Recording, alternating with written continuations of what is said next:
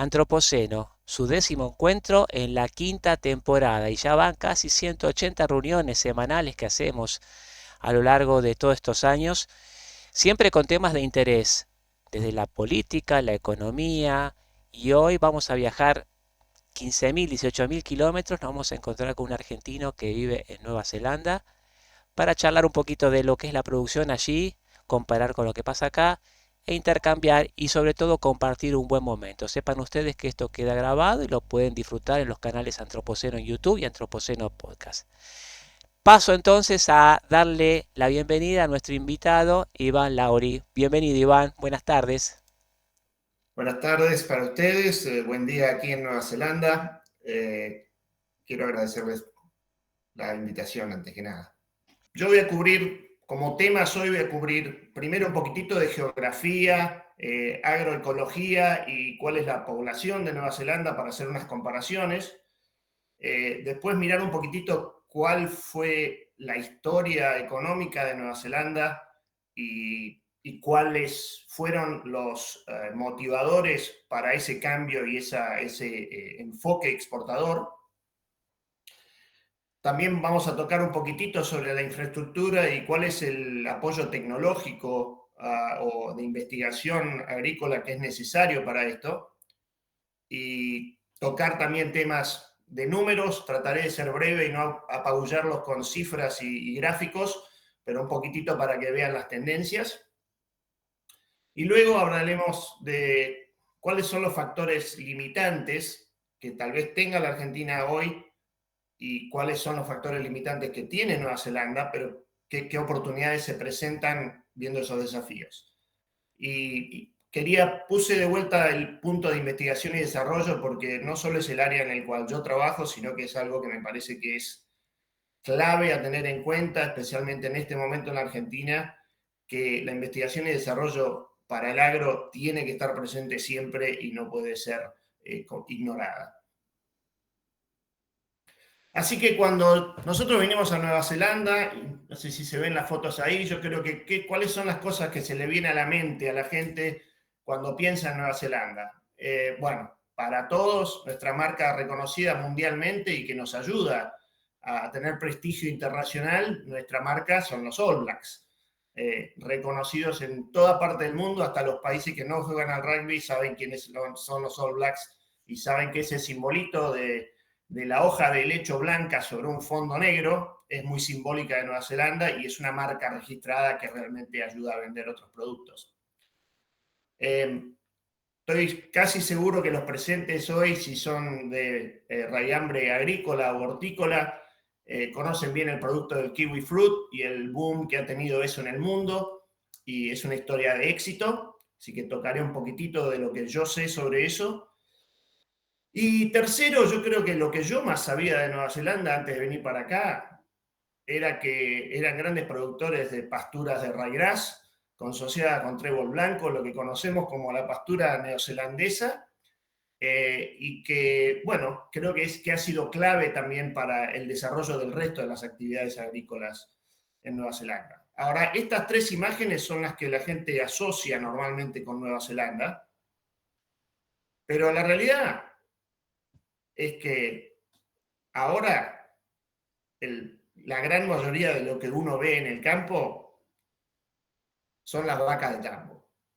Eso es lo que ha hecho el gran despegue de Nueva Zelanda, es la industria láctea, y eso está acompañado de genética animal, genética forrajera, aprovechamiento de los recursos y la infraestructura. Así que tocaremos un poquitito, verán que esas vacas para los puristas son un poco feitas, pero ese es un típico, esa es una típica tropa de vacas neozelandesas de colores mixtos.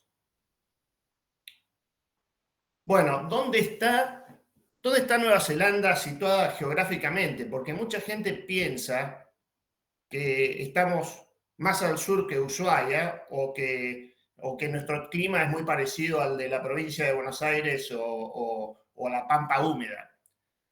La realidad es que el extremo norte de Nueva Zelanda está, la punta pico norte de Nueva Zelanda está en La Plata, Buenos Aires, y el extremo sur de Nueva Zelanda, en Bluff, en Southland, está a la altura de Chubut. Así que gran parte de donde nosotros producimos toda esta exportación agropecuaria está en realidad, en la Argentina estaría en la Patagonia en materia de latitud.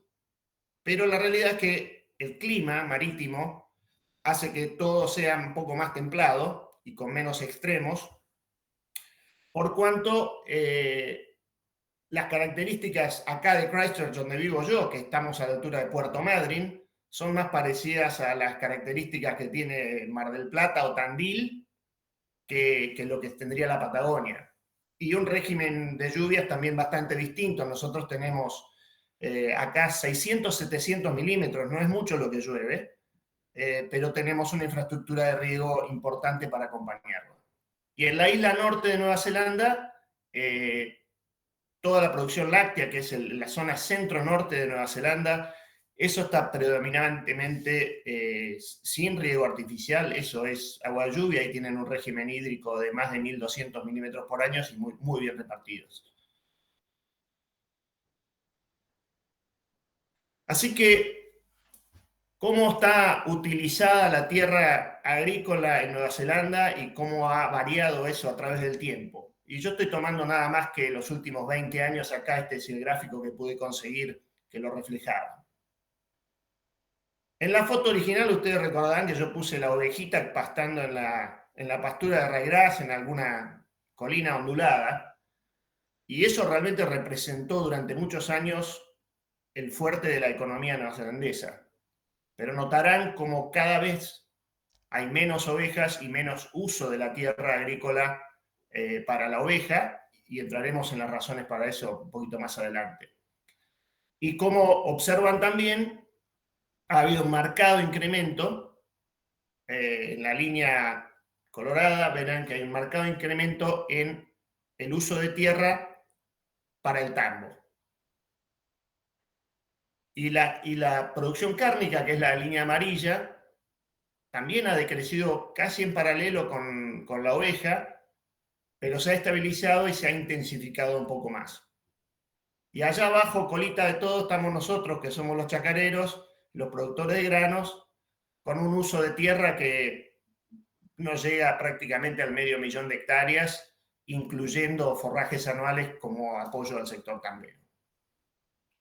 Esa foto que tengo a la izquierda, y no sé si la pueden ver, es una foto de acá, de mi zona, de Canterbury, muy típica foto de potreros con distintos cultivos y distintos colores, que representan realmente la diversidad de productos que tenemos para ofrecer y para colocar en el mundo. Así que dije que iba a hacer una breve reseña histórica y que hasta principios de los 70, Nueva Zelanda era una especie de estancia del Reino Unido. Me gusta ese término porque es como lo he visto descripta en la historia neozelandesa. Es decir, acá era un país con principalmente producción rural, con una distribución poblacional que tenía gran parte de su población en los pueblos rurales, en el interior, una población muy pequeña del país hasta principios de los 70, acá había creo que 2 millones de personas, o sea que estaba muy despoblado, comparado con hoy, que tenemos 5 millones de personas y ese crecimiento se ha dado desde los 70 hasta aquí, así que ha sido un crecimiento poblacional bastante exponencial y principalmente gracias a la inmigración, a las corrientes migratorias que vinieron, incluyendo a mí mismo. ¿Por qué llegamos de 1880 a 1973? 1880 marca la época del comienzo de los frigoríficos y de los buques refrigerados que podían mandar carne al Reino Unido. Así que muy paralela esa parte de la historia a lo que sucedía en la Argentina con digamos, la explosión de la producción de carne. En el caso de Argentina, tal vez más volcado hacia la carne vacuna, y en el caso de Nueva Zelanda, carne de oveja y vacuna. También la lana fue un factor importante, mientras la lana fue la fibra más importante que había en el mundo. Ahora, todo eso funcionó bien y Nueva Zelanda era un país con un Producto Bruto Interno per cápita de los más altos de los países de la OECD, pero con baja población y con algunas cosas que por ahí no se cuentan, pero era un país que era bastante, digamos, de alguna manera muy igualitaria a la sociedad, pero con mucha limitación por distancia a lo que se podía traer o importar. Los autos había que anotarse y solamente los podías comprar de Inglaterra. Era una economía bastante dependiente del Commonwealth y de Inglaterra. Lo que pasó en el 73 es realmente el punto de inflexión clave que hizo que Nueva Zelanda tuviera que salir a buscar mercados en el mundo. En 1973, Gran Bretaña se une a la Unión Europea y por los acuerdos bilaterales que se generan ahí, estaban forzados a abandonar la importación de Nueva Zelanda casi exclusiva que tenían y empezar a importar productos agrícolas del resto de los países de Europa. Entonces, obviamente, a Nueva Zelanda se le complicó muchísimo porque su cliente con el que tenía técnicamente la vaca atada desaparece y tuvieron que salir a buscar otros mercados bastante agresivamente. Así que a partir de esa década de los 70 y de los 80, Nueva Zelanda sale a buscar nuevos destinos, también tiene gran reforma económica, gran reforma liberal a mediados de los 80 y apertura económica y quita total de aranceles. Recordemos que Nueva Zelanda fue uno de los precursores del GATT y de la quita de aranceles a nivel mundial. Y con fuertes campañas con respecto a exportación. Esto también, el crecimiento de Nueva Zelanda fue acompañado por un fuerte crecimiento poblacional y de hecho aún hoy nos falta mano de obra en los tambos, nos falta mano de obra en la horticultura y la gente que ya tiene más de 2 o 3 generaciones de familias neozelandesas, es difícil conseguir gente neozelandesa que venga a hacer esos trabajos rurales, por cuanto nosotros dependemos mucho de mano de obra importada para venir a trabajar en los tambos y venir a trabajar en las huertas. Y ahora, en este momento, donde se aplanan las curvas y se hace más difícil, son las restricciones lógicas que suceden de un país muy chiquito, en el cual la producción agropecuaria incrementó de semejante manera que comienzan a aparecer las presiones ambientales y un poquito de eso también roza con la política, pero tiene que ver con esa grieta urbana-rural de que en la ciudad nos ven a nosotros como los contaminantes, como que las vacas y sus emisiones de metano están haciendo una destrucción global y todos estos temas con los que tenemos que convivir día a día. Pero la realidad es que hay un límite al número de vacas que podemos tener en Nueva Zelanda y que dicen que los 5 millones y pico de vacas de tambo que tenemos hoy en Nueva Zelanda es el peak cow, la vaca pico. Más que eso no lo podemos contener. Así lo dicen algunos especialistas. Un poquitito sobre el ingreso per cápita de Nueva Zelanda. Por más que nos quejamos que nos hemos quedado atrás con respecto a Australia y países como Suiza, por supuesto, Nueva Zelanda sigue teniendo un Producto Bruto per cápita de casi $50.000 al año para el 2023, creo que es esta data. Y para compararlo con Argentina, bueno, sí, realmente estamos todavía muy por encima en la productividad per cápita con respecto a la Argentina. Si ven estas curvas de crecimiento, van a ver también luego algunas curvas de cómo crecieron estas exportaciones primarias.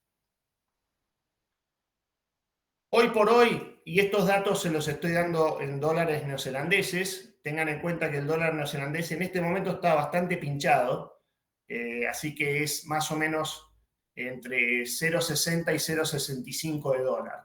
Así que tengan en cuenta que la exportación de lácteos de 27.000 millones de dólares que tiene Nueva Zelanda son unos 20.000, 18.000, 20.000 americanos.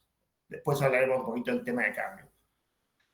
Pero todos los datos de exportación primaria en este año son muy positivos y el outlook, digamos, general, el futuro que ven y por encuesta los productores es bastante optimista. Y bueno, un incremento del 16% en la exportación de lácteos este año le pega un envión a la economía impresionante, especialmente en el interior.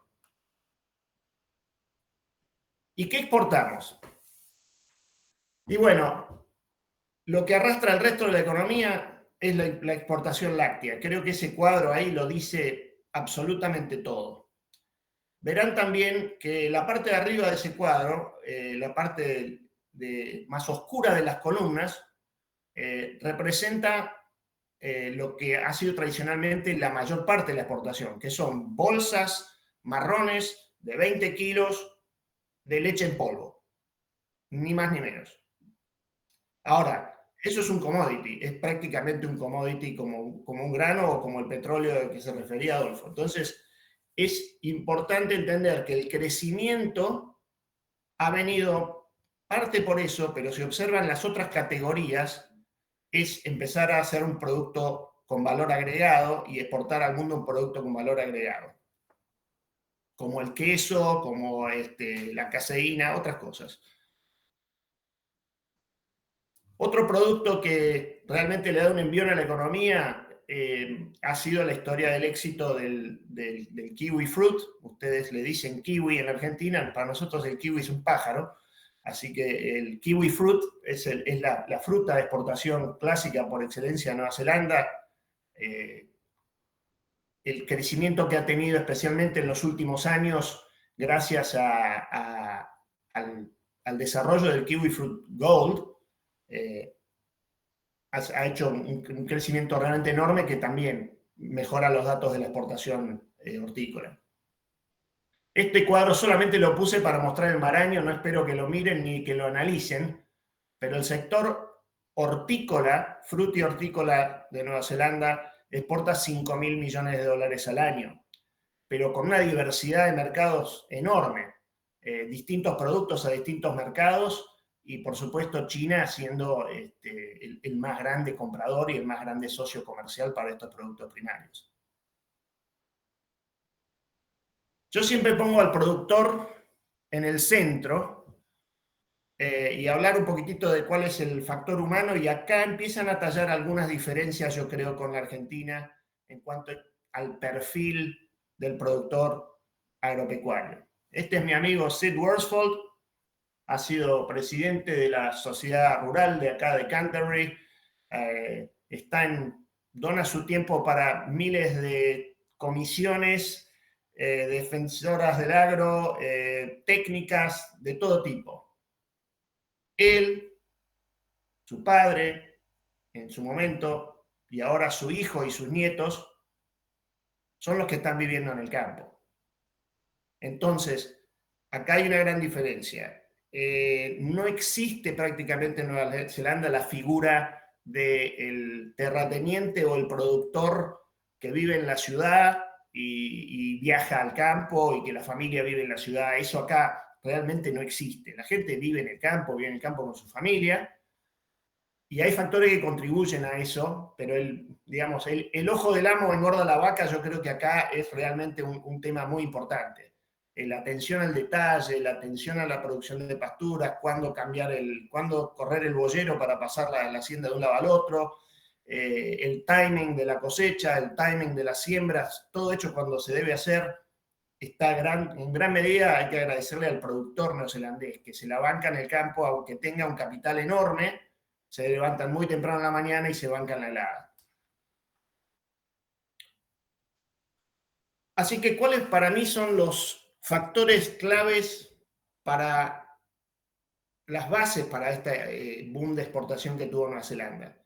Primero y principal, investigación y desarrollo y protección de la propiedad intelectual. Pido disculpas también a los videntes por la falta de acentos, pero mi teclado no funciona muy bien, así que no es que me he anglificado, simplemente que ni que soy burro, simplemente no tengo cómo poner los acentos. Investigación y desarrollo Y fundamental, todo lo que vemos de éxito en el sector exportador de Nueva Zelanda tuvo un fuerte componente de Ministerio de Agricultura en su momento, o lo que sería el equivalente del INTA en Nueva Zelanda. El desarrollo de las pasturas, la semilla de ryegrass nui que ustedes conocen bien en la Argentina, en todas las pasturas, eso salió del DSIR, de los programas de breeding de pasturas de aquí. Se sigue trabajando sobre eso. Las pasturas nuevas, las semillas de ryegrass, de festuca, de pastobillo de Nueva Zelanda, tienen una tecnología impresionante, el uso de los endófitos como protectores naturales. Todo eso se ha convertido en una industria que de mi sector exporta $300 millones al año nada más. El kiwi es exactamente la misma historia, y la parte genética de las vacas ha sido también muy impulsada por el sector, diría, público-privado, sectores mixtos de cooperación, para crear esa propiedad intelectual diferencial para Nueva Zelanda. Bueno, de más está decir que para tener estabilidad en la producción y poder abastecer a tus clientes de lo mismo en cantidad y calidad todos los años, el riego es clave. Así que todo lo que está acá en esta provincia en particular, que es una parte de llanura, típico llanura pampeana, nosotros tenemos un entramado importantísimo de agua que se captura en los deshielos de las montañas y se reserva y se reticula por todos los campos, y el 80% de lo que es chacra nosotros acá lo hacemos con riego suplementario, y también el tambo en la isla del sur es prácticamente 100% tambo con riego, con gigantes pivotes centrales que van a ver, si pasan algún día por avión arriba de la isla sur de Nueva Zelanda, van a ver los círculos. Es impresionante, pero el 80% de nuestra agricultura acá en Canterbury está bajo riego. Así que para eso hay que tener la infraestructura, hay que tener las rutas, el asfalto hasta la casa del productor. Cada chacarero, cada tambero tiene asfalto hasta la casa, o hasta la misma sala de leche. Están hechos los caminos asfaltados para que la producción se mueva. También es impresionante el parque automotor. Los camiones que se ven en la ruta moviendo producto son todos unos camiones de primerísimo nivel, enormes para nosotros, acostumbrados a ver al 1114 y al 1518 en la ruta de Argentina. Ver estas bestias de tipo camión americano llevando los productos son claves. Para mí, otra cosa que los que me conocen de antes y los que saben de Balcarce, electrificación rural era algo que en los 70 en la Argentina no era frecuente. Acá hace, pero muchísimo más de medio siglo, que todos los campos tienen luz trifásica. Hasta el lugar más remoto usted llega y hay asfalto y hay electricidad. Y eso le da un cambio de vida a la persona que vive en el campo, y la habilidad de tener acceso a maquinaria y a equipos más eficientes. Bueno, lo que hablé de la gente que vive en el campo y que realmente eso tiene un impacto en la productividad. Y bueno, después están las condiciones importantes macroeconómicas, que desde el año 1985 Nueva Zelanda flotó el tipo de cambio y nunca jamás se volvió a tocar la libertad cambiaria en el país. El dólar sube, baja, a nivel que yo le diría que ni los productores ni el ciudadano habitual en Nueva Zelanda tiene la más pálida idea de cuánto vale el dólar americano o cuánto es el tipo de cambio al día. La gente no se fija en eso, no tiene mucha conciencia de eso, y a menos que estés muy metido en el tema de trading o trabajar en el sector bancario, el tipo de cambio acá a nadie le importa y a nadie le interesa. Otra cosa que impactó mucho en la forma de exportar de Nueva Zelanda es lo que se llama el single desk. Si bien son estructuras cooperativas voluntarias, no estatales, básicamente son monopolios exportadores la manera que se han formado. aunque no hay restricciones para que otro arme su empresa, pero en realidad se convierten en monopolios virtuales por el mero tamaño. Entonces, Fonterra, que es la cooperativa láctea de Nueva Zelanda, los dueños son los productores, básicamente maneja el mercado de exportación de leche a nivel mundial. Aunque nosotros producimos el 2% de la leche mundial, creo que el nivel de trading de la leche mundial está en el orden del 70 o 80% de la leche que se exporta en el mundo viene de acá. Así que eso es otra cosa para tener en cuenta. Zespri es la misma historia. Zespri, los productores de kiwi son todos independientes y privados, pero a la hora de exportar, todo se canaliza a través de la cooperativa Zespri, de los cuales los productores son los dueños, y eso marca el control de la propiedad intelectual y el destino de la fruta en Nueva Zelanda.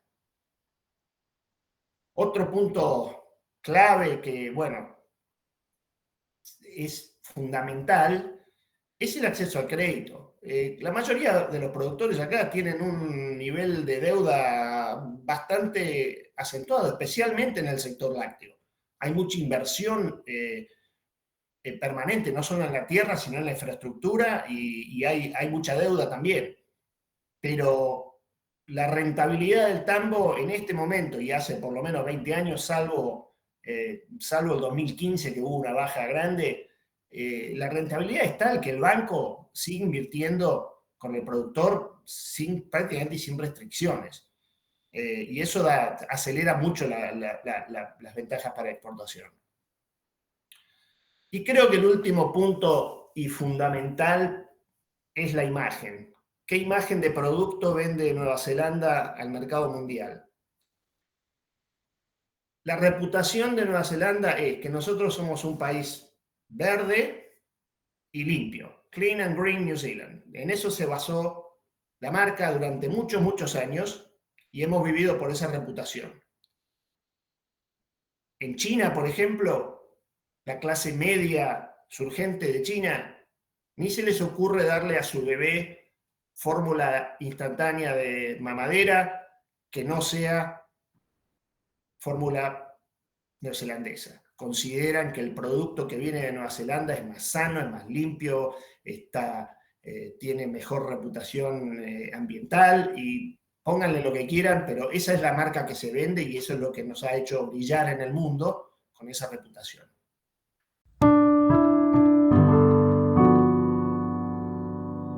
A partir de ahora, entonces, le damos la palabra. Vamos a comenzar el intercambio. El primero de ellos, Mariano Vinograd. Mariano, te escuchamos. Bueno, Iván, excelente presentación. Muchas gracias. Un compatriota por el mundo. Cuando recorrí varios países del mundo como consecuencia del movimiento 5 al día, entre ellos Nueva Zelanda, me encontré en varios de ellos, en particular Sudáfrica, Nueva Zelanda, países que habían sido miembros, también Israel, miembros de las casi colonias inglesas, y entonces tenían esa cultura laborista de los boards. Toda la exportación se hacía por medio de organizaciones que por entonces eran estatales. En fin, ahí había alguna tradición que seguramente en la década del 30, cuando nosotros nos quedamos afuera del Commonwealth, porque dijeron que Argentina era la perla del Imperio Británico, el pacto Roca-Runciman, etc. Es muy interesante que vos planteás que si bien el Estado no está a cargo de estas acciones, parecería ser como que los productores han reemplazado al Estado. Hay una cosa que no es estrictamente capitalista, porque, en fin, estas organizaciones de productores que son los dueños de las marcas, los monopolios que fijan los precios, no es ni exactamente socialista ni exactamente capitalista.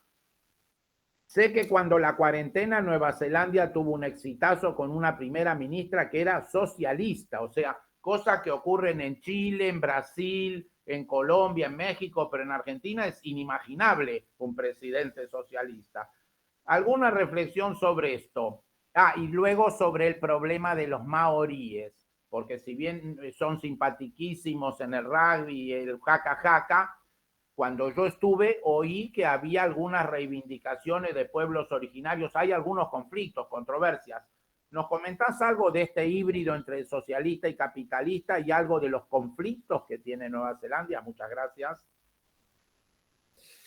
Bueno, Mariano, voy a dividir en tres tu pregunta. Arrancaré por el principio con respecto a socialismo y capitalismo.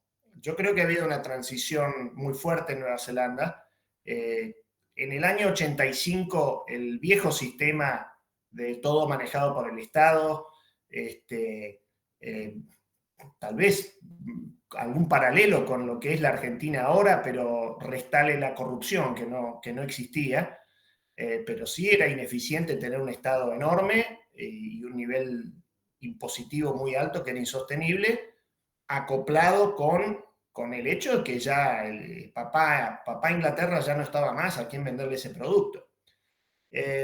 Así que a partir de ahí se disolvió prácticamente todo lo que fuera el Estado y también se le instruyó a los entes de investigación, digamos, tipo INTA o INTI, en realidad se separaron en grupos por sectores que apoyaban a la tecnología y se racionalizó muchísimo y se fomentó las asociaciones público-privadas. Así fue como lo vemos en la asociación de CESPRI con Plant and Food Research, que es un organismo de investigación estatal. Son entes autónomos que tienen que presentar balance y dar ganancias a fin de año y darle sus dividendos al Estado, que es el dueño. Y entonces todo lo que se hizo ahí fue para fomentar que se redujera la partida del Estado directa para fomentar la tecnología y se comenzaran a hacer estas asociaciones público-privadas, que es prácticamente la norma ahora para todo lo que hacemos.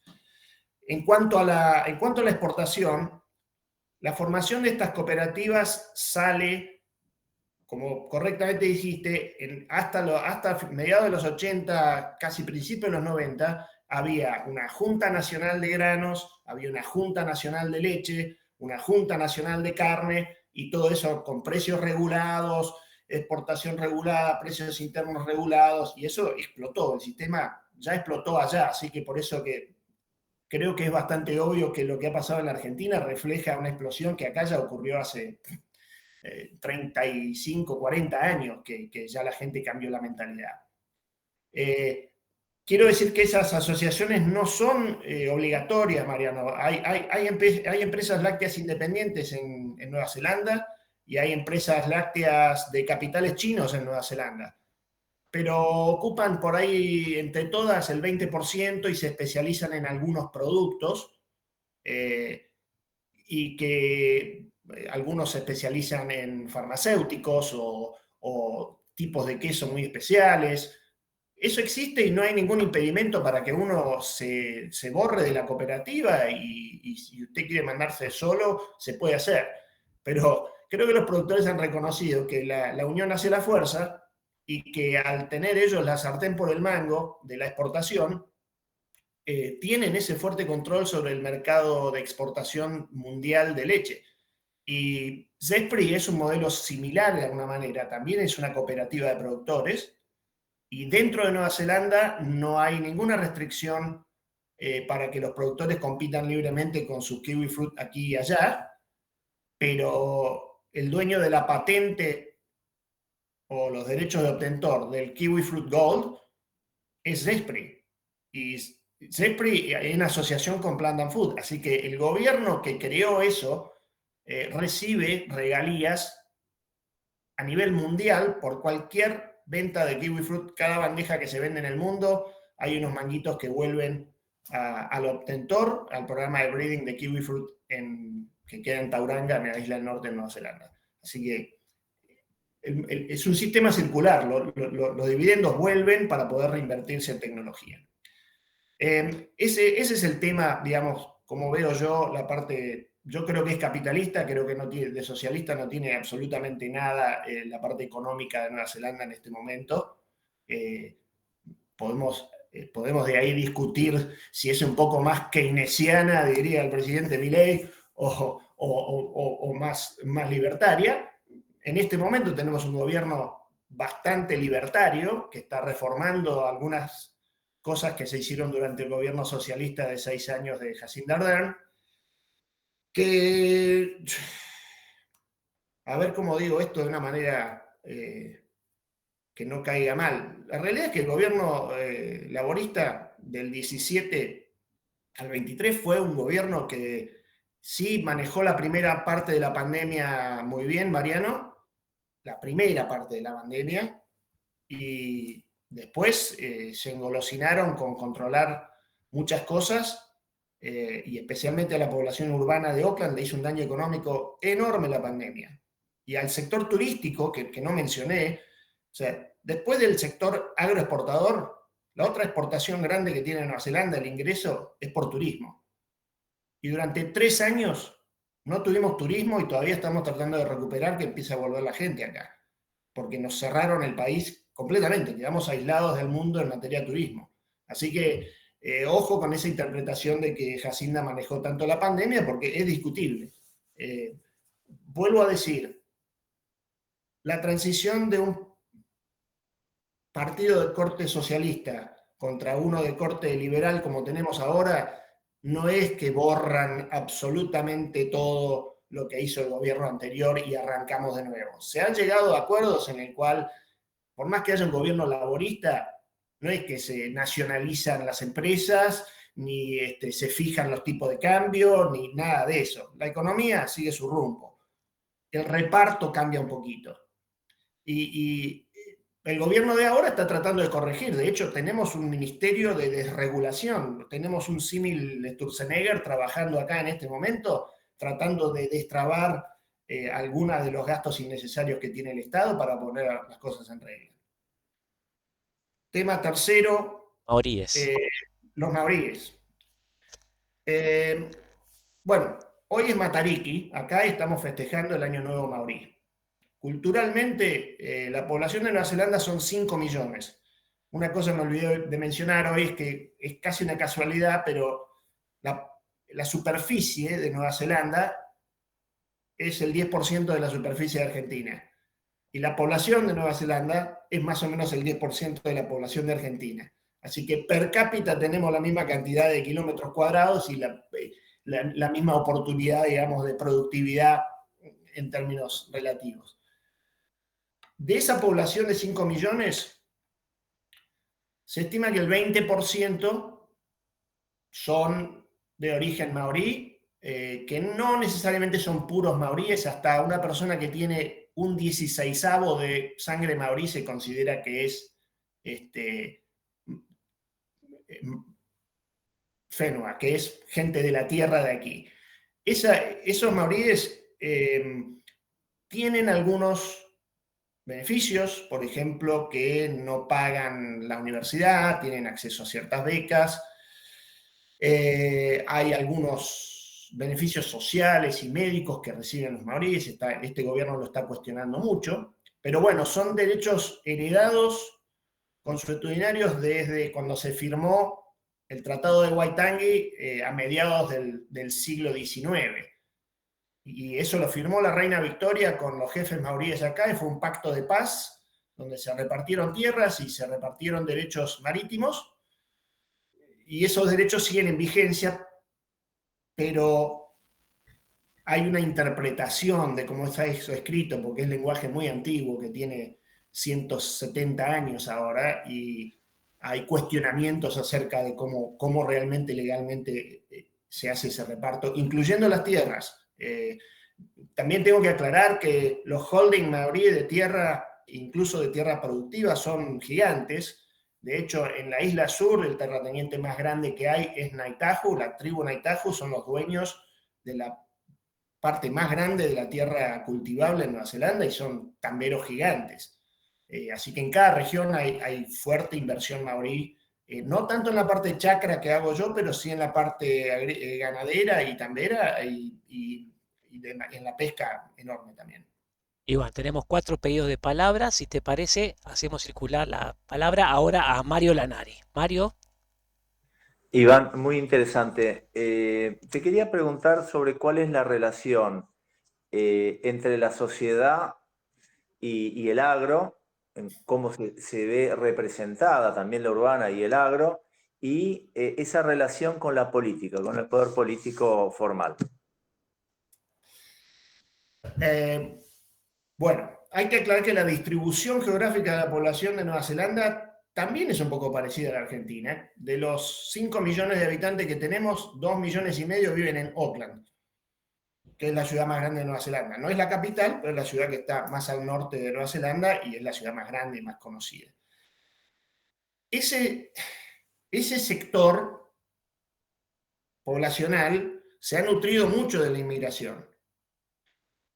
O sea que hay mucha gente que vive en Auckland, creo que es casi el 50% de la población ahora, que ha venido de Asia, del Medio Oriente, de India, de un montón de países que conforman ese casi 2 millones de inmigrantes que tenemos en Nueva Zelanda, que han cambiado de alguna manera la cultura. Cuando crece la población urbana y con el tiempo ha desaparecido un poco mi tío vive en Taranaki, tiene un tambo, mi primo vive en Canterbury y es chacarero. Hace 50 años todo el mundo en Nueva Zelanda tenía un vínculo directo al campo. Todo el mundo sabía que el tío, la abuela, el primo vivía en el campo y se conectaban con la tierra. Eso hoy, al igual que en la Argentina, se ha ido desconectando paulatinamente. Y políticamente también. Entonces, el laborismo en Nueva Zelanda tiene su voto en los centros urbanos y en la gente que está un poquito desconectada de lo que realmente pasa en el interior. Y en el interior tenés la centro derecha, que es los productores, principalmente son todos de centro derecha o generalmente de centro derecha, y los servicios a esos productores, los servicios de insumos agropecuarios, los agrónomos, los veterinarios, que viven de esas comunidades, tienden a ser más conservadores o más de centro derecha. Entonces, la grieta está, los mismos temas con respecto al glifosato, con respecto a la lixiviación de nitratos en el agua, son los mismos temas, acá por lo menos un tema que nos divide, y después está el tema de la percepción, parte real y parte no, de que, bueno, si vos tenés 5 millones de vacas y otros 10 millones de cabezas de ganado entre carne y ovinos, que las emisiones de metano de los rumiantes son nocivas para el medio ambiente y, según los cálculos de acá, la mitad de las emisiones que tiene Nueva Zelanda provienen del agro y el otro 50% del transporte y del sector urbano. Así que, sí, inevitablemente se va desconectando más y cuanto más se mecaniza la agricultura, más gente vive de los servicios y del sector urbano y menos gente ya tiene contacto generacional directo con yo me crié en el campo, yo nací en el campo o mi papá vivía en el campo de chico. Eso se está perdiendo. No sé si te contesta la pregunta. Vamos a María Bernardes entonces. María. Bueno, maravillosa tu presentación. Es un lugar soñado. Algo similar estábamos pensando quizás para la Argentina, por todos los ítems que has tocado.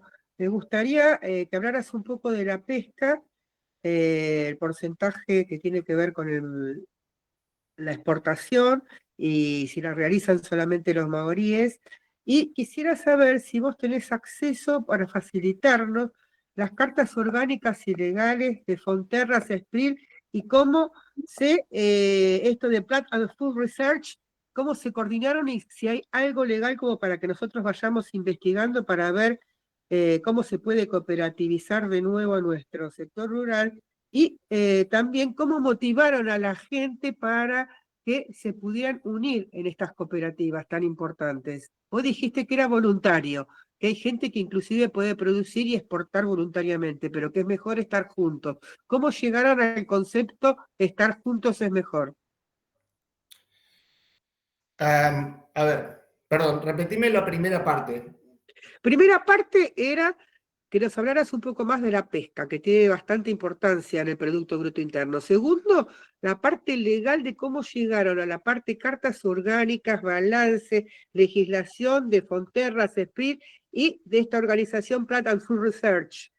Y cómo motivaron a la gente a que era mejor estar en esas organizaciones y seguir instrucciones también de esas organizaciones que estar solo, a pesar de que tienen la libertad de estar solos. Ok, voy a primero tocar sobre la pesca, que es un tema que no domino tanto, a pesar de que manejé una fábrica de pescado durante 3 años. Fue mi primer empleo en Nueva Zelanda, que fue bastante curioso siendo del sector agropecuario, que terminé vendiendo pescado por 3 años.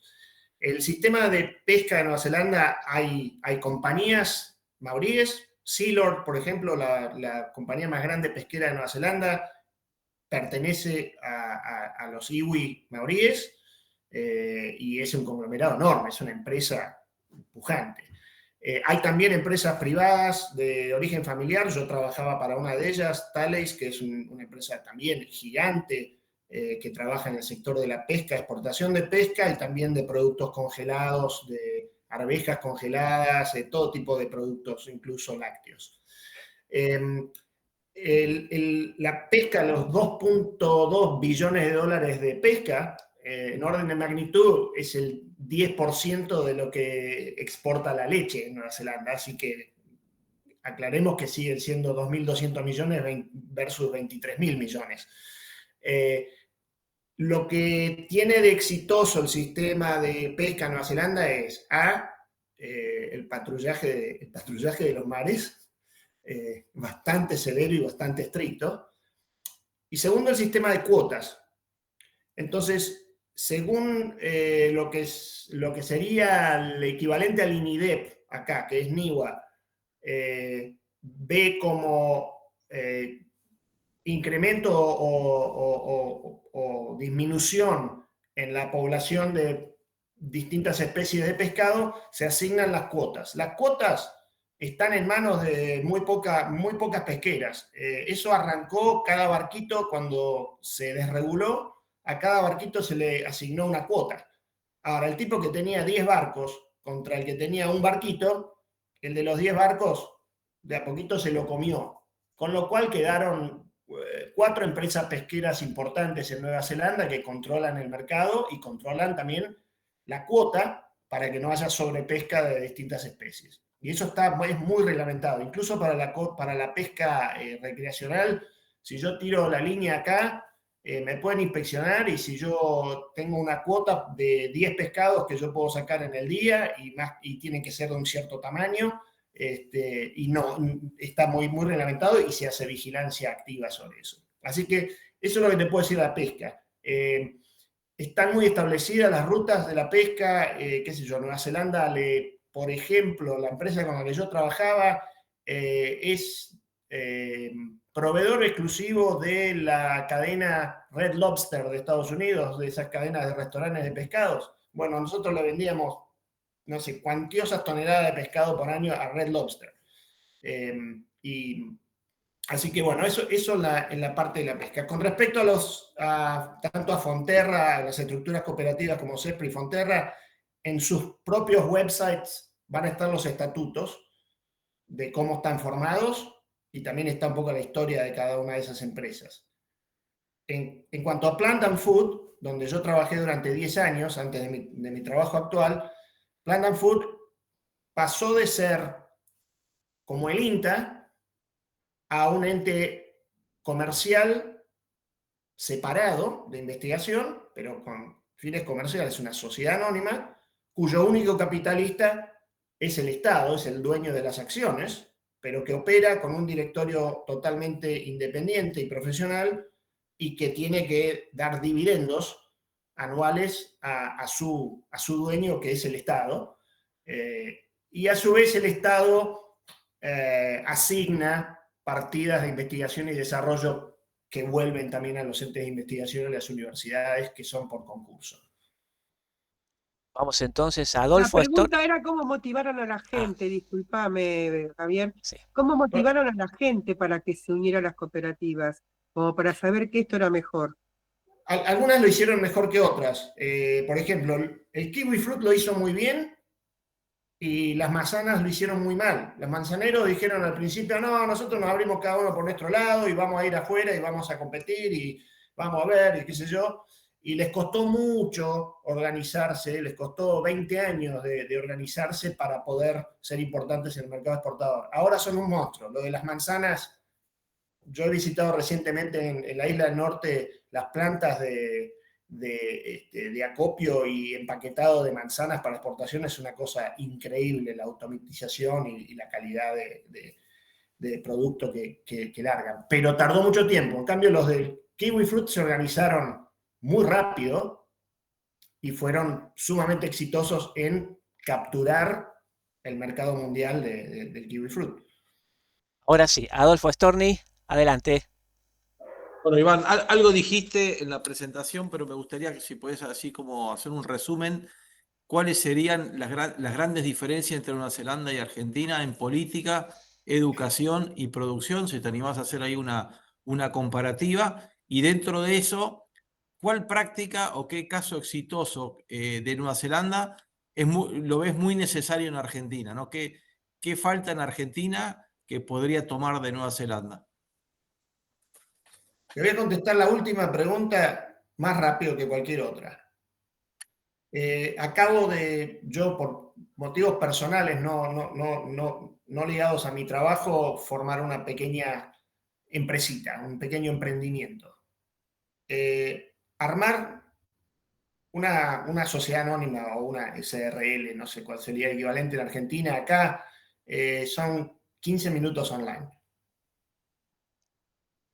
¿Sí? Así que te lo resumo en materia de tiempo y practicidad. Se hace online, se mandan los datos y automáticamente tenés tu empresa ya formada, ya tenés número de quit y arrancaste. Son 15 minutos. Creo que las regulaciones de las cuales nosotros nos quejamos, porque tenemos un ámbito regulatorio bastante fuerte, son simples. Los impuestos son simples. Yo pago IVA en los productos que compro y pago impuesto a las ganancias sobre el recibo de sueldo que me llega, ya me lo descontaron y ahí está. No hay más impuestos. Acá no hay ingresos brutos, no hay impuesto al cheque, no hay tasa no es complicado. Te la hacen muy fácil para operar, te hacen la vida muy, muy, muy fácil, muy desburocratizada. La burocracia que se ha generado en el tema ambiental y de reglamentación en la salud, en algunos casos, ha sido complicada y eso es lo que el gobierno está tratando de destrabar. Pero bueno, una de las claves del éxito del tambo, dicen los neozelandeses, es que el pasto crece de noche y los burócratas duermen. Y eso es una verdadera realidad. Hay muy poca injerencia del burócrata en lo que está sucediendo, pero en los 6 años del gobierno laborista, para darte un ejemplo de un sector del gobierno con el cual yo interactúo permanentemente, que es el Ministerio de Asuntos Primarios, o Ministerio de Agricultura, si querés llamarlo, para un país muy chiquito, ten en cuenta como nosotros, en el gobierno de Ardern se nombraron 1000 puestos de trabajo dentro de ese ministerio. Y cuando llegó el gobierno, fue un poquito como esto, todo el mundo trabajando online, desde la casa, y este qué hace, y este qué no hace, y hubo que haber un poquito de motosierra ahí para poder reacomodar los tantos, y se está trabajando sobre eso para revertirlo, pero obviamente vos no podés echar a 1000 personas excesivas en un ministerio, entonces se hizo una reducción de 263, y fue un escándalo, pero bueno, la gente lo entendió y no sé, no hay piquetes en la calle.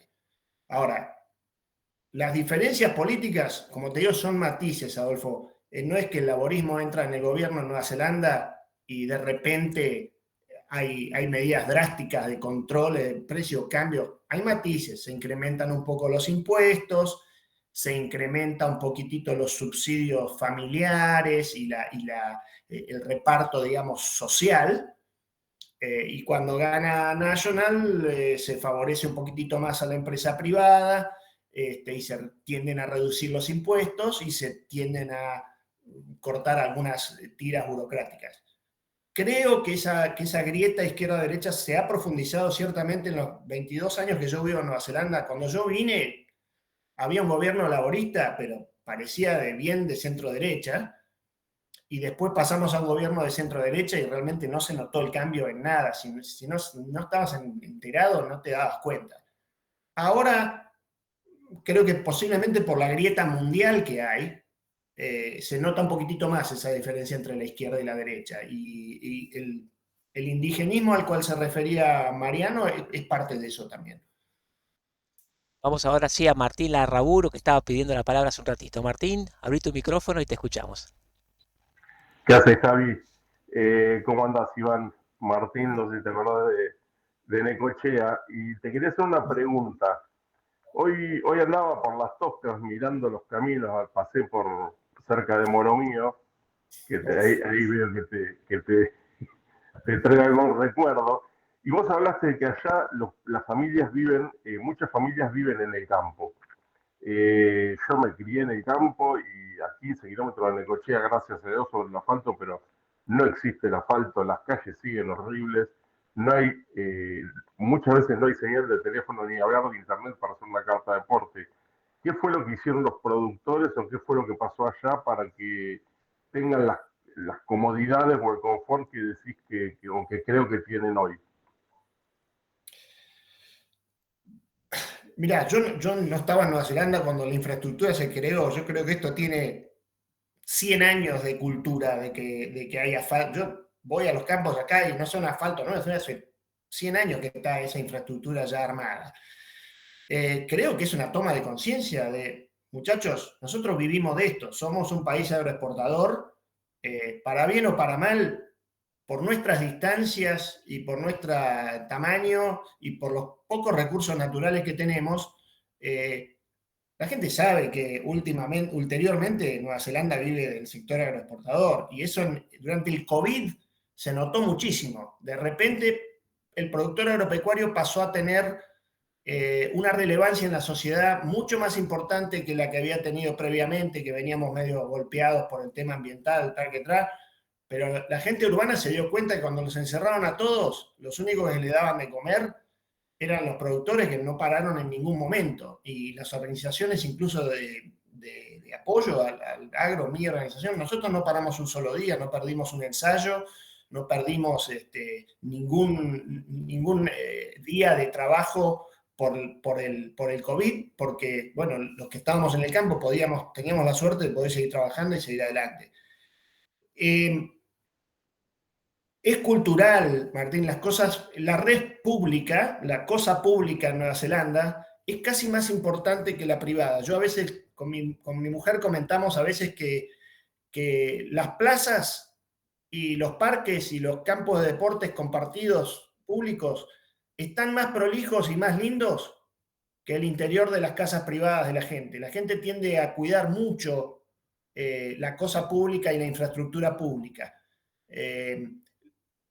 Tenemos problemas de bacheo en las calles y en las rutas, como todos. Somos un país muy largo, muy estrecho y con movimientos sísmicos y con temas de suelo que son complicados a veces.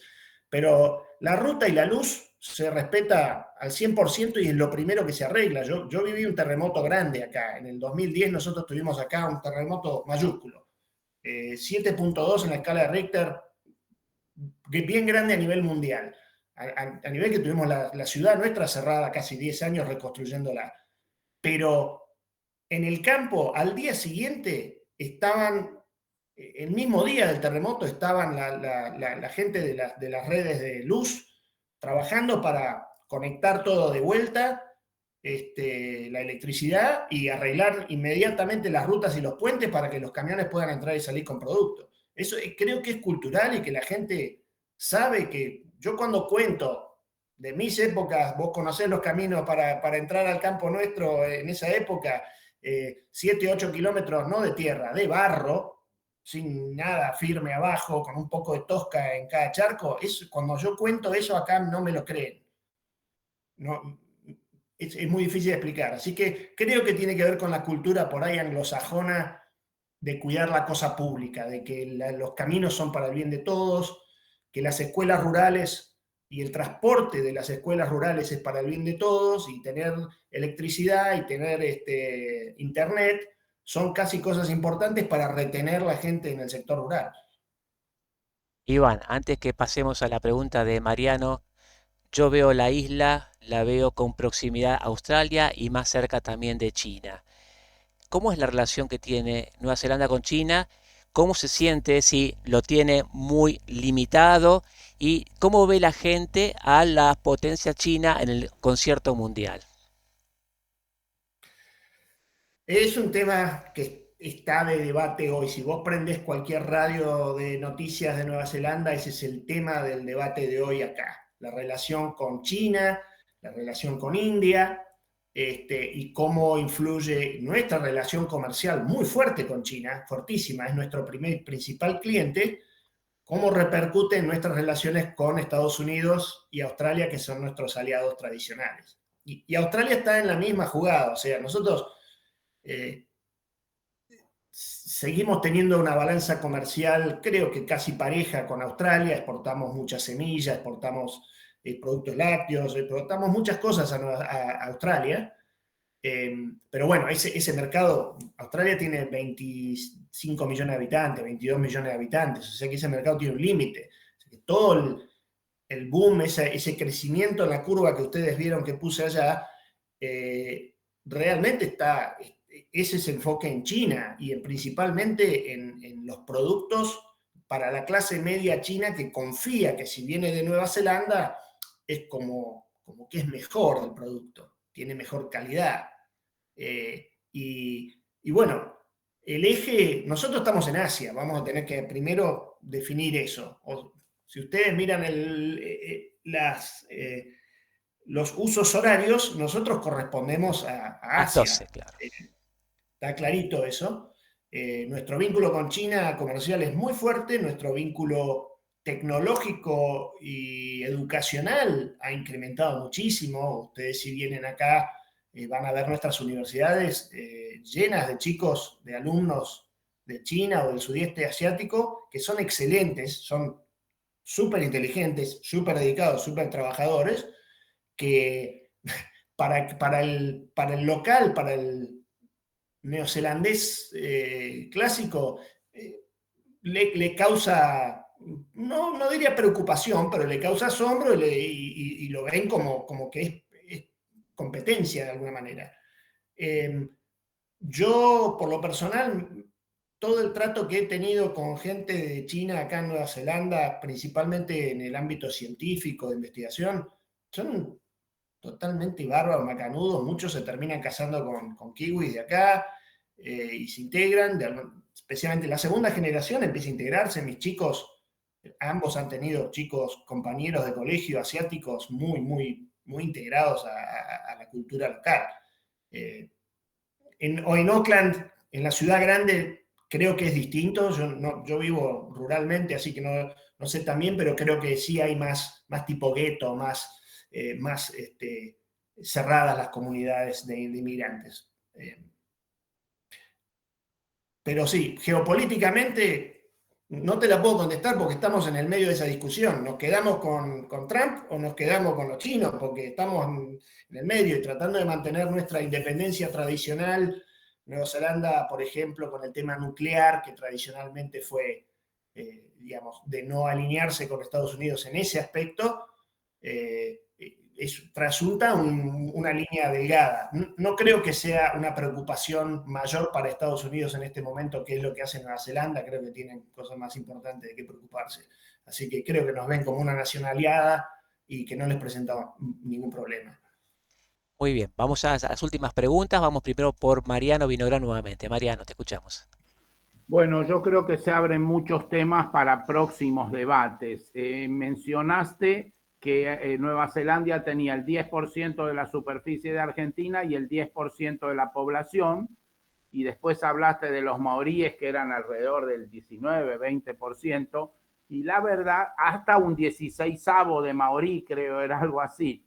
Seguramente los genetistas van a confirmar que en Argentina también hay un 20% de la población que tiene por lo menos un 16avo de pueblo prehispánico. Así que si bien el problema acá, o como no tuvimos un acuerdo entre la reina Victoria y los caciques Calpulcuray, Pincén y etcétera, pero tuvimos una revolución de mayo que ya en 1810 advirtió que en la Argentina no había prerrogativas de sangre, en fin, eliminamos la esclavitud, yo creo mucho antes que Nueva Zelanda. Seguramente en Nueva Zelanda no había muchos esclavos, pero en Inglaterra los patrones capaz que venían con esclavos, en fin.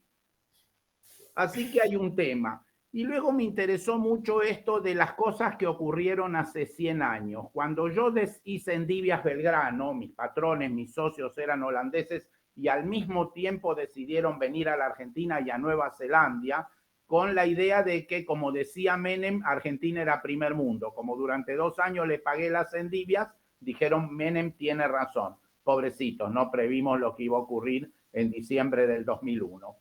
Pero lo más interesante fue cuando nosotros queríamos emular a Holanda y mi asesor que me mandaron de Holanda me dice, todo lo que ocurre hoy en Holanda es consecuencia de cosas que ocurrieron hace 100 años en Holanda. Si en todo caso ustedes empiezan a hacer ahora las cosas, tal vez dentro de 100 años. Ahora, nosotros hace 2 años votamos, al igual que Nueva Zelanda, una cosa revolucionaria. Haber elegido a Milei y no a Massa indica que la sociedad argentina está madura para un cambio. Lo que todavía no tenemos muy claro es cuál es este cambio. Dejar de emitir moneda parece haber sido. Todo el resto parece haber no sido. La prisión de Cristina por parte de la Suprema Corte parece un gran cambio. En fin, es casi una cosa neozelandesa, inimaginable. Por cierto, se debió a que no logró Milei imponer al hijo en la Suprema Corte. Si no, imagínense de lo que estaríamos hablando. Le estaríamos haciendo un monumento a Infrania Cristina. Entonces, me interesaría para una próxima, Iván, ahora ya es mucho, pero no quiero abusar, pero ¿qué tenemos que hacer para que en los próximos 100 años, en vez de ir marcha atrás, como fuimos de 1910 a de 1925 a 2025, vayamos para adelante, como fuimos de 1825 a 1925? Gracias. Bueno, voy a tratar de ser breve en mi respuesta. Acá hay un sistema parlamentario, o sea, que no es un sistema presidencial. Eso ya de por sí es muy distinto fundamentalmente de la forma de gobierno.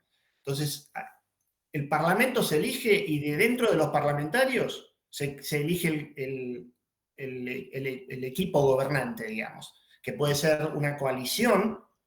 Si el partido que gana las elecciones no le alcanza para tener mayoría propia, tiene que formar una coalición con algún otro partido. Ese es el sistema británico clásico. Entonces, aquí hay una serie de partidos más pequeños, incluidos el Partido Verde, el Green Party, que apoya tradicionalmente al laborismo, que tiene entre el 5 y el 10% de votos generalmente. Después está el Partido Libertario, al cual yo suscribo por ahí ideológicamente. No es libertario, es Partido Liberal, digamos, al cual yo suscribo ideológicamente. Son también entre el 8 y el 12% del voto, que acompañan generalmente a National, que es el partido más de centro-derecha, digamos. Los de izquierda se agrupan entre el Partido Verde, supuestamente ambientalista, que ya no lo son, ya son partidos abiertamente de ultraizquierda, y ellos apoyan al laborismo. Y después la centro-derecha se agrupa con algunos de estos partidos minoritarios. Lo que hay es un partido maorí que ha crecido mucho, especialmente durante el último gobierno laborista, que te puede definir el equilibrio de ese parlamento si tira para un lado o para el otro. Pero creo, Mariano, vos me decís que necesitamos para 100 años más para empezar con el crecimiento, las pautas básicas que no se toquen. Si el arreglo es vamos a tener tipo de cambio libre, bueno, de ahora en más se tiene que poner todo el balde en la cabeza y decir, y estará caro el peso, o está barato el peso, pero ¿sabes qué? Hay que ponerse el balde en la cabeza y seguir con eso y que encuentre su rumbo cuando se lo encuentre. Porque si cada vez que nos parece que la economía no funciona porque el peso está caro y hacemos una masiva devaluación, volvemos a caer en el mismo circuito. Acá eso no se toca jamás. No interviene el Banco Central, no sé, a menos que haya una catástrofe. Creo que cuando fue la crisis financiera global del 2008, hubo una pequeña intervención del Banco Central para asegurarse de que hubiese liquidez en el mercado, etc. Por lo general, el tipo de cambio libre, desde que yo he estado acá en 20 años, ha subido y ha bajado miles de veces y la gente ni se da cuenta. Así que hay que formarse la idea que hay que vivir adentro del país que uno vive y que el dólar es de importancia cuando uno exporta, pero es de importancia relativa para la gente que recibe un sueldo acá. O sea, yo hoy gano, en mi sueldo, gano creo que el 70% en dólares americanos de lo que ganaba en este mismo mes el año pasado. Pero no me afecta a mí en nada, a mi ingreso familiar ni a mi forma de vida, porque yo no opero en dólares americanos, opero en dólares neozelandeses. Así que esa me parece básica, y después, bueno, el tema judicial es tener esa seguridad jurídica de que si vos armás una empresa, no te la van a quitar, no te van a poner regulaciones extremas y no te van a cambiar el frasco a mitad de camino. Eso da mucha certeza, porque eso es lo que hace que los bancos inviertan en el país. Acá hay muchísimo capital extranjero que viene a través del crédito bancario que toman los productores. Y esa plata no viene si vos no tenés estabilidad jurídica y estabilidad económica. María. Voy a ser breve. Una pregunta que hizo Adolfo que no completaste es el tema educativo. ¿Cómo es el tema educativo? ¿Es privado? ¿Está en todos los niveles? ¿Es público? Para mí es público, pero bueno, quiero saberlo por tu boca. ¿Y cómo funciona el sistema de salud? Bueno, primariamente la educación primaria y secundaria es pública, 90%, 95% pública. Hay colegios privados que generalmente son pupilos, gente que vive remotamente, quiere mandar sus chicos a un colegio especial. Existe la educación privada y muy prestigiosa, pero es un sector mínimo de la población. Mis hijos no fueron a colegio privado en Nueva Zelanda, además es carísimo. Estamos hablando de 60, 70 mil dólares por año. No sé, Adolfo sabe bien de esto porque nosotros fuimos a colegio privado, que nuestros padres hicieron mucho sacrificio para pagar. Acá el sistema público es muy bueno de educación. A nosotros nos parecía con mi mujer, los dos hemos tenido, mi mujer es docente y yo he tenido parte de docente de dar clases en secundario, nos parecía muy liviano y que era muy, muy laxa la escuela. La realidad es que, por lo menos la experiencia propia, mis dos chicos son profesionales los dos, hicieron ingreso universitario a las carreras más difíciles, que son con cupos muy, muy limitados. Uno es médico, el otro es ingeniero en sistemas, y los dos no tuvieron ningún problema viniendo de la escuela pública. Así que, como te digo, ahora, la educación universitaria es paga. Es pública, pero es paga. Acá nadie va gratis a la universidad. Por supuesto que hay becas, hay disponibilidad de becas, hay crédito universitario, que es muy importante, pero en la universidad, si bien recibe alguna ayuda del Estado, acá se paga, todo el mundo paga la universidad. Mis hijos todavía están, el mayor ya terminó, creo que el otro le queda poco, terminan de pagar su crédito universitario, que son en algunos casos para medicina más de 100 mil dólares americanos de deuda, sí, es así. Y eso se va descontando del sueldo, directamente es como un impuesto. Si vos tenés crédito universitario, se te va descontando. Ese crédito puede ser, generalmente, nada más que para pagar, si los padres pueden ayudar, pagan nada más que las cuotas universitarias, pero también hay un crédito universitario que incorpora un pequeño viático para que los chicos tengan para vivir y comer cuando están estudiando, y después cuando terminan lo devuelven. Ahora, si vos no vas con las materias al día y cada vez vas estirando más tu carrera, más vas a pagar, porque se paga por semestre y se paga por materia, así que tu deuda se va acumulando. Así que eso elimina mucho del tema de, después del primer año, ya el que no va a la universidad se va a buscar otro tipo de trabajo. Hay mucho terciario acá, mucha educación. Constructores, mecánicos, problemas que ganan tan bien o mejor que los que se reciben de la universidad. ¿Está? Escuchan, ¿puede ser? En salud básicamente lo mismo, María. La salud pública es lo normal, todos nos atendemos en la salud pública. Yo tengo una especie de sobreseguro médico que no es como una obra social de la Argentina, no cubre todo, porque la mayor parte de las cosas te las cubre el sistema público. El sobreseguro es para cosas muy puntuales, como si te querés operar de la rodilla, te querés ir a hacer un implante o alguna cosa especial. Bueno, en vez de esperar en la cola, tu seguro te hace como un coseguro para que eso se haga en el sector privado. Pero si yo tengo, no sé, Dios quiera que no, pero tengo un derrame o tengo un evento coronario, a mí me llevan al hospital público. Todo el mundo va al hospital público. Y Me se hace rompe la cargo. cabeza el tema de la motivación con respecto a la gente, cómo se cooperativizó. Si en algún momento te sale la inspiración de cómo fue que eso, aparte del tiempo, cómo hicieron los recursos humanos para motivarse, te lo voy a agradecer que nos comuniques. Mira, creo que puntualmente esa pregunta no fue igual para todos los sectores. No todo el mundo se cooperativizó. Mi sector, ojalá hubiese tenido un poquito más de espíritu cooperativo y hubiésemos estado más firmes en el sector de granos y semillas. Está comprobado que la gente que tuvo el liderazgo en ese momento, quiero aclarar que mucho de eso provino de la parte gremial del agro. Acá no existe, no es la sociedad rural. Federated Farmers viene a ser más como la Federación Agraria Argentina.